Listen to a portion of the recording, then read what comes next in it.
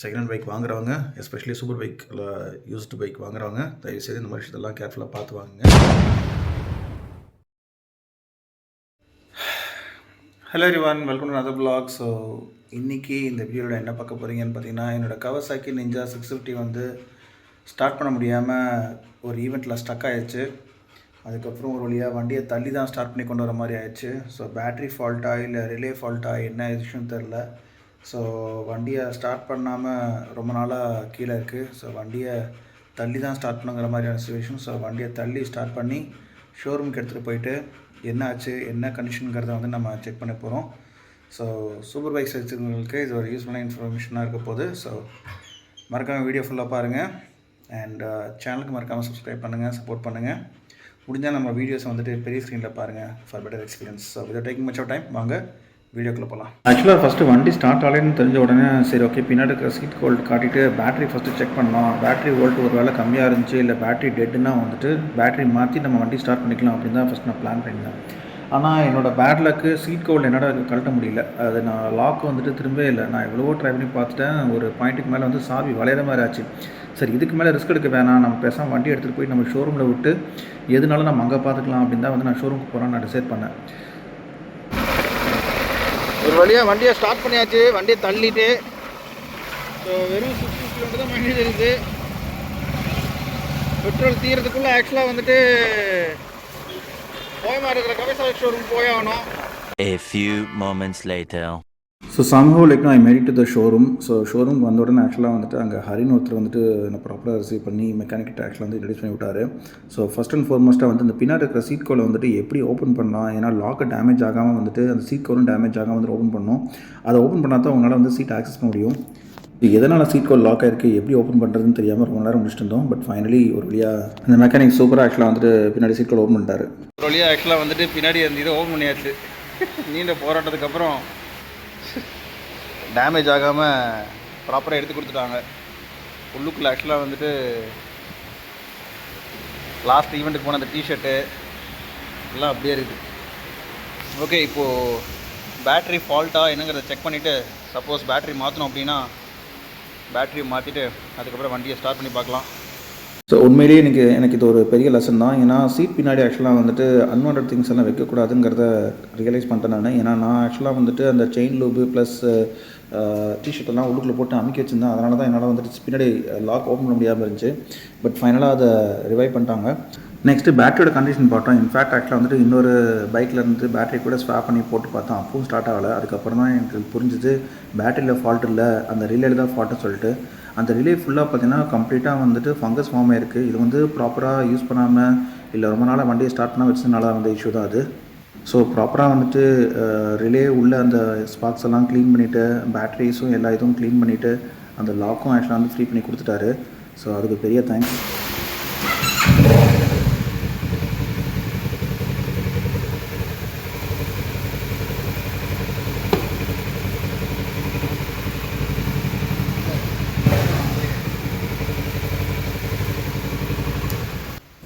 So வண்டியை 1க்கு 2 வாட்டி வந்துட்டு ஸ்டார்ட் பண்ணி பார்த்துட்டேன். ஏன்னா மறுபடியும் ஏதாவது இஷ்யூஸ் வருதாங்க செக் பண்ணுறதுக்காக. But it was working fine. Luckily எந்த ப்ராப்ளம் இல்லை. ஸோ கையோட ஆக்சுவலாக வந்துட்டு ஆயில் கூலண்ட்டும் கொஞ்சம் லெவல் கம்மியாக இருந்துச்சு. அதுவும் செக் பண்ணிவிட்டு அப்படி வீல் ரொட்டேஷனும் கொஞ்சம் டைட்டாக இருந்துச்சு. அதுவும் கொஞ்சம் என்னென்னு செக் பண்ண சொன்னேன். அதையும் வந்து ப்ராப்பராக செக் பண்ணி கொடுத்தாங்க. ஸோ கவாசாக்கி ஷோரூம்குள்ளே வந்தால் பயங்கரமாக பில் ஆகும் செலவாகும் அப்படின்னு சொல்லிட்டு யோசிச்சுட்டே பயந்துட்டு இருந்தேன். பட் ஒரு வழியாக ஆக்சுவலாக வந்துட்டு எனக்கு ப்ராப்பராக எனக்கு சர்வீஸ் பண்ணி ஃப்ரெண்ட்லியாக எனக்கு முடிச்சு கொடுத்துட்டாங்க. ஸோ அதுக்கு மெயினான ரீசன் இந்த மெக்கானிக் தான். ஸோ நல்ல மெக்கானிக்ஸ் இருக்காங்க.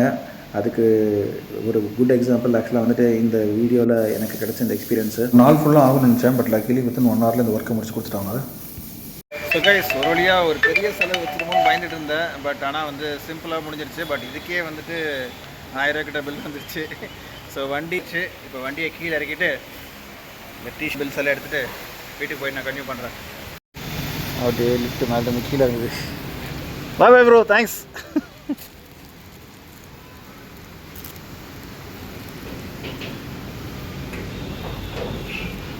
ஓகே ஸோ கைஸ் ஒரு வழியாக வண்டியை சர்வீஸ் பண்ணிவிட்டு வீட்டுக்கு கொண்டு வந்தாச்சு. பட் பெரிய ஒரு செலவு வைக்கும்னு நான் எதிர்பார்த்தேன். ஏன்னா இந்த பைக்குக்கெல்லாம் வந்துட்டு பேட்டரியோட காஸ்ட்டும் சரி, ரிலேயோட காஸ்ட்டும் சரி, பொதுவாக நீங்கள் எந்த ஸ்பேர் பார்ட்ஸ் கை வச்சாலும் உங்களோட ஆர்டினரி பைக்ஸ் மாதிரி வந்துட்டு சில காஸ்ட்டு சீப்பராக இருக்காது. So I was expecting more, but luckily வண்டியோட ஃபால்ட் என்ன அப்படின்னா, இதுக்கு முன்னாடி நம்ம வாங்கினோம் இல்லையா வண்டியை, இதுக்கு முன்னாடி வச்சுருந்த ஓனர் வந்துட்டு அந்த வண்டியை ப்ராப்பராக மெயின்டைன் பண்ணாமல் ரொம்ப நாளாக வண்டியை ஸ்டார்ட் பண்ணாமல் யூஸ் பண்ண வச்சுருந்தனால உள்ளுக்குள்ளே அந்த பேட்டரியோட அந்த கார்னர்ஸும் சரி, இல்லை உள்ளுக்குள்ளே ரிலேக்குள்ளெல்லாம் பார்த்திங்கன்னா வந்து பயங்கரமாக ஃபங்கஸ் ஃபார்ம் ஆயிருந்துருக்குது. ஸோ அதெல்லாம் வந்துட்டு க்ளீன் பண்ணி பக்காவாக வந்து தேய்ச்சி அதை வந்து ரெடி பண்ணிட்டாங்க. ஸோ ரிலே அண்ட் பேட்டரி வந்துட்டு இப்போதைக்கு நல்ல கண்டிஷனில் தான் இருக்குது. பட் சீக்கிரமாக வந்துட்டு பேட்டரி அண்ட் ரிலேவும் மாற்றக்கூடிய சுச்சுவேஷன் வரும்னு சொல்லியிருக்காங்க. அதனால் ப்ராப்பராக நம்ம டெய்லி இல்லை 2 நாளைக்கு ஒருக்கா வந்து வண்டியை ஸ்டார்ட் பண்ணி ப்ராப்பராக யூஸ் பண்ணணும். நான் பண்ண ஒரு பெரிய தப்பு என்னென்னா வந்துட்டு, ஈவன் தான் நான் வண்டியை ரெகுலராக நான் ஸ்டார்ட் பண்ணி நான் வைப்பேன் நான், பட் இருந்தும் வந்து ஃப்ரீக்வெண்ட்டாக நம்ம யூஸ் பண்ணாமல் விட்டதுனால இந்த மாதிரி ஆயிருக்குன்னு சொல்கிறாங்க. ஸோ அதனால் ரெகுலராக அதை நம்ம யூஸ் பண்ணோம். ஸோ ஒரு 300 சிசிக்கு மேலே நீங்கள் எந்த பைக் வச்சுருந்தாலும் சரி, ப்ராப்பராக மெயின்டைன் பண்ணல அப்படின்னா இந்த மாதிரியான ட்ரபிள்ஸ் உங்களுக்கு கான்ஸ்டண்ட்டாக வரும். அதனால் தயவுசெய்து ஆக்சுவலாக வந்து உங்கள் பைக்ஸை கேர்ஃபுல்லாக பார்த்துக்கோங்க. எவ்வளோ வந்துட்டு உங்கள் பைக்கை நீங்கள் ப்ராப்பராக நீங்கள் மெயின்டைன் பண்ணுறீங்களோ அவ்வளோக்கெல்லாம் உங்களுக்கு ஆக்சுவலாக வந்து செலவு ஜாஸ்தி அந்த பைக்ஸ் எல்லாம் வைக்காது. இட்ஸ் ஆல் அபவுட் லைக்னா how you maintain and how constantly you use your bike. அதனால் வந்துட்டு பார்த்து பத்திரமா பைக்ஸை யூஸ் பண்ணுங்கள். I will learn a lesson. நான் கண்டிப்பாக வந்துட்டு ஒரு லெசன் நான் லேர்ன் பண்ணிக்கிட்டேன் இந்த விஷயத்தில். ஸோ இனிமேல் அந்த ரிஸ்க் நான் எடுக்க போகிறது கிடையாது. ஸோ அதே மாதிரி நீங்கள் வந்து ஒரு சூப்பர் பைக் வாங்குறீங்க, ஒரு 300 சிசிக்கு மேலே ஆக்சுவலாக வந்துட்டு ஒரு யூஸ்டு பைக் நீங்கள் வாங்குறீங்க அப்படின்னா, வண்டியோட கிலோமீட்டர்ஸு, வண்டியோட அவுட்டர் கண்டிஷன்ஸோட இல்லாமல் வண்டியை பற்றின கம்ப்ளீட் டீட்டெயில்ஸ் ஆக்சுவலாக வந்துட்டு நீங்கள் பார்த்துக்கோங்க. அது எவ்வளோ ப்ராப்பராக யூஸ் பண்ணியிருக்காங்க. ஏன்னா இதுக்கு முன்னாடி யூஸ் பண்ணியிருக்கவங்க அந்த வண்டியை எப்படி மெயின்டைன் பண்ணியிருப்பாங்கன்னு உங்களுக்கு தெரியாது.